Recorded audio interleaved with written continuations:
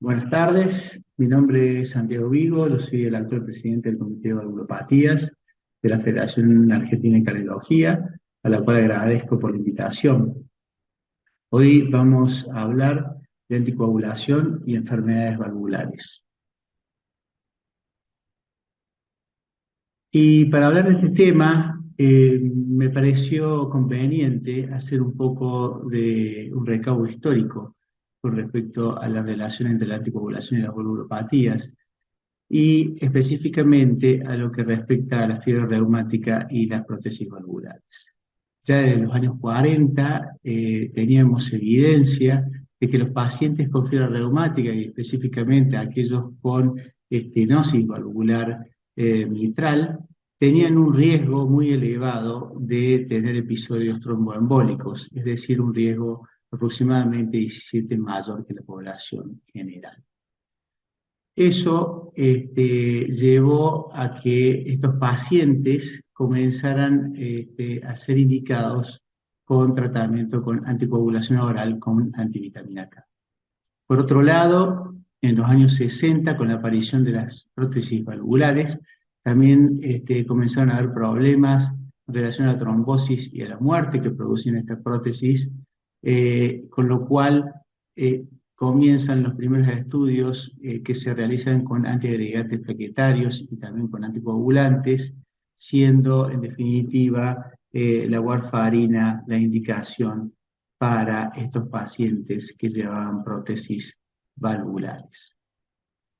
Posteriormente a esto, en los años 90, eh, aparecen todos estos estudios, que son estudios ya conocidos por ustedes probablemente, y que se realizaron en el contexto de pacientes con fibrilación auricular. Básicamente se comparó antivitamina K versus placebo, y debido a que los pacientes, como acabo de mencionar, con fibrilación, con estenosis mitral reumática y con prótesis, ya tenían indicación de anticoagulación con antivitamina K, la mayor parte de estos pacientes fueron excluidos de estos estudios por una cuestión ética de no dejarlos sin anticoagulación. En los años 2010 aparecen estos estudios con los nuevos anticoagulantes orales que en definitiva vinieron a cubrir un espacio en avanzar en cuanto a la forma de anticoagular a nuestros pacientes, que no vamos a entrar en detalle en relación a la forma de actuar de estos anticoagulantes orales, pero cabe destacar que para realizar estos estudios que fueron la droga, el nuevo anticoagulante versus los antivitamina K, el diseño del estudio específicamente, o el diseño de estos estudios, tuvo que ser de no inferioridad. ¿Qué implicó esto? Y básicamente que se buscara tener una población parecida, con los mismos criterios de inclusión y exclusión con los cuales se habían realizado los anteriores estudios con los antivitamina K. Por lo cual, dicho esto, se volvieron a excluir los pacientes con prótesis y con fibrosis reumática. Ya sabemos los resultados que dieron estos estudios, y a partir de estos estudios se comenzó, digamos, la indicación de los nuevos anticoagulantes orales en pacientes con fibrilación auricular llamada no valvular. Pero esto es un término que verdaderamente no fue del todo bueno, porque como veremos en esta diapositiva, en 71.500 pacientes que fueron enrolados en estos 4 estudios iniciales, el 19% tenía alguna enfermedad valvular, ya sea insuficiencia mitral, estenosis mitral leve, insuficiencia aórtica, estenosis aórtica o insuficiencia tricuspídica. Y en el análisis de subgrupo de estos pacientes se mostró la misma efectividad y la misma seguridad con la que se había demostrado sobre los antivitamina K. Por lo cual, las guías europeas de 2021 y las guías americanas del 2020 recomiendan el uso de los nuevos anticoagulantes orales en pacientes con FA, en estenosis aórtica, en insuficiencia aórtica o en insuficiencia mitral, con un nivel de recomendación 1 y con un nivel de evidencia A. Muy bien. ¿Y qué ha pasado con la estenosis mitral de origen reumática? ¿Qué sabemos hasta este momento?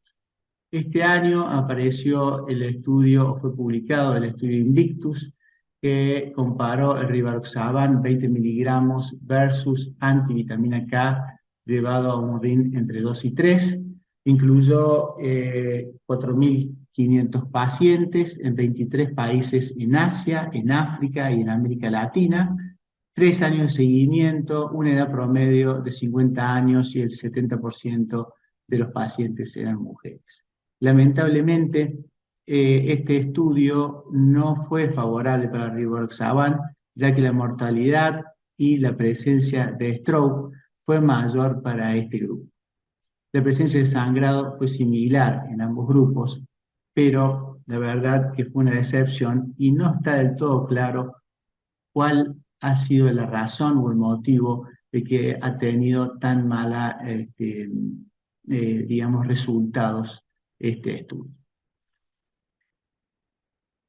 Eh, Actualmente el estudio David MS se está realizando en China y en Hong Kong con una inclusión de alrededor de casi 700 pacientes con la droga dabigatran en estenosis mitral y fibrilación auricular, y todavía no tenemos resultados de este estudio y esperaremos probablemente hasta el año próximo para saber cómo le ha ido al dabigatran. Por lo cual, en definitiva, en la estenosis mitral reumática, los antivitamina K siguen siendo la indicación para la anticoagulación en este cuadro clínico. Muy bien, ¿qué ha pasado con las válvulas mecánicas y los nuevos anticoagulantes orales? En el 2013, en el New England Journal of Medicine, se publicó el estudio REALIGN. Fue un estudio de fase 2 que incluyó 252 pacientes con prótesis mecánica en posición aórtica y posición mitral, y comparó la warfarina con un RIN entre 2 y 3 y de 2,5 a 3,5 versus dabigatran en dosis de 150, 220 o 300 para llegar a una concentración de 50 nanogramos. Esa concentración es la que había dado buenos resultados en los pacientes con FA. Lamentablemente, este estudio se terminó de forma temprana debido al mayor número de eventos de tromboembolia y de sangrado en el grupo de dabigatran. Han habido diferentes postulaciones con respecto al porqué de los resultados de este estudio. Varias de ellas, que les podemos mencionar en este momento, fue el tipo de anticoagulación o de anticoagulante que es el dabigatran, que es un inhibidor del factor 2, mientras que los antivitamina K actúan en diferentes vías que son inhibiendo el factor 2, el factor 7, el 9 y el 10, y con eso también actúa en la vía de la exposición del factor tisular y también de la exposición de otras sustancias que están relacionadas con la prótesis en sí misma.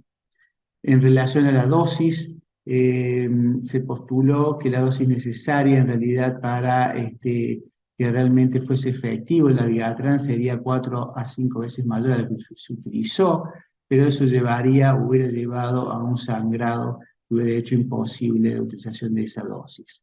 Por otro lado, sabemos que los 3 primeros meses digamos, post colocación de la válvula son los de mayor trombogenicidad, y el dabigatran fue dado a partir de ese momento, y la posición de la válvula también fue una situación que fue criticada, ya que se utilizó también la posición mitral, donde ya sabemos que suelen ser más trombogénicas.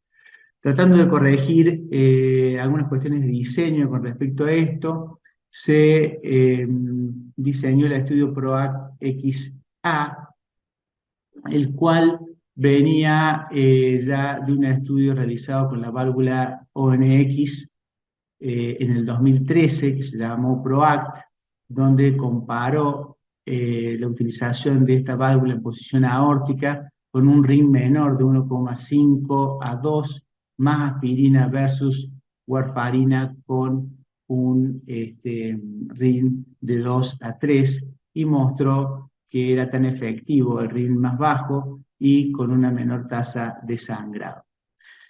En este caso, fue un estudio de fase 3, se utilizó el mismo tipo de prótesis y comparó warfarina versus apixaban, pero igual que como sucedió con el dabigatran, lamentablemente en este caso hubo un mayor evento de tromboembolia y sangrado en el grupo de apixaban y fue terminado tempranamente.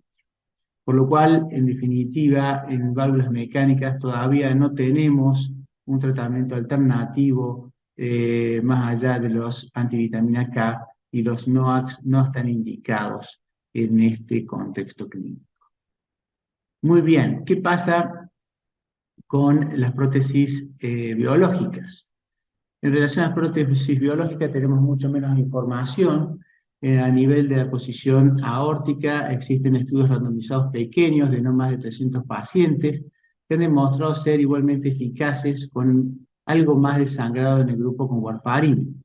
La indicación, de acuerdo a las guías, es dar aspirina 75 a 100 miligramos por día o anticoagulantes orales con antivitamina K por 3 meses post-implante, con un nivel de recomendación 2A y un nivel de evidencia B. A nivel de la posición mitral o tricúspide, están indicados los antivitamina K por 3 meses con el mismo nivel de recomendación y de evidencia. Ahora bien, si nuestros pacientes tuvieran FA o tuvieran otra indicación de anticoagulación concomitante, están indicados los nuevos anticoagulantes orales 3 meses post-implante, también con el mismo nivel de recomendación y de evidencia.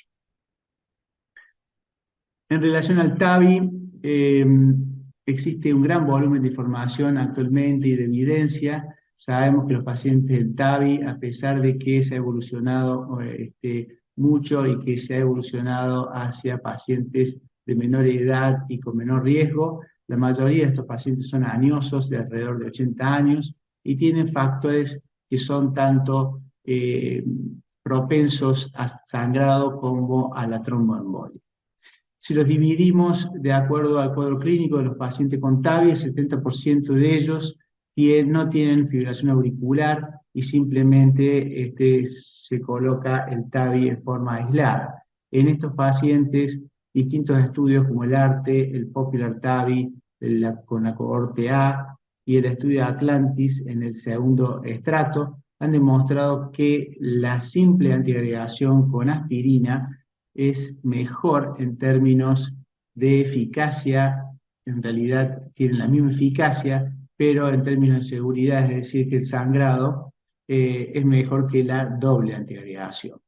En cuanto al TAVI, en el contexto de la fibrilación auricular, estos pacientes deben ser tratados con anticoagulantes orales, y en relación a la comparación entre los NOACs y la vitamina K, en el estudio Atlantis y en el estudio Envisage, los dos han demostrado que pueden ser tan efectivos unos como los otros. Cuando un paciente es sometido a TAVI y tiene FA concomitante y se le ha realizado recientemente una angioplastia, estos pacientes deben seguir con la anticoagulación y por un corto tiempo, ya sea de solo una semana, van a recibir aspirina y clopidogrel, y posterior a la semana van a seguir con clopidogrel y anticoagulación oral hasta los 6 meses, y si se puede, y el paciente no tiene mucho riesgo de sangrado, hasta los 12 meses. Muy bien, espero que esto haya sido de utilidad y los dejo. Muchas gracias.